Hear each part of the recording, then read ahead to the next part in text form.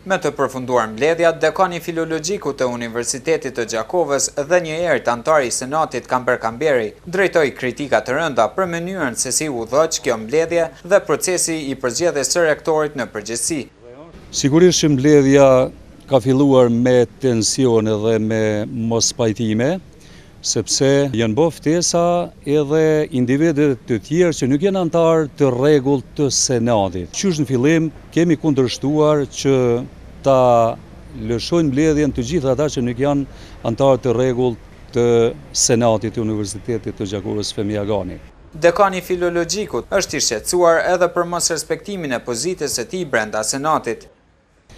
Në ndërkohë, mbledhjen sikur se dihet, i takon ta udhëheq personi më i vjetër i Senatit. Në këtë rast isha unë, dhe në ndërkohë ndërhyn një prorektor gjatë mbledhjes dhe thotë se nuk jeni të rregullt sepse mandati i juaj fillon me datën 1 tetor. Prandaj kam vendosur që në mbledhjen e radhës të futet në vot besim edhe zgjedhja e 4 antarëve të Këshillit Drejtues të Universitetit të Gjakovës.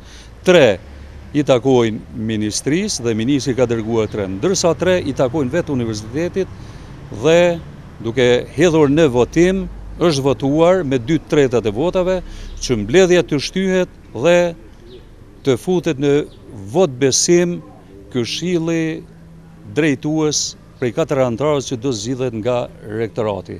Në anën tjetër, me të njoftuar ushtruesi i detyrës së rektorit të Universitetit të Gjakovës, Hasan Mujaj, na premtoi se pas pushimit të drekës do u përgjigjej kritikave.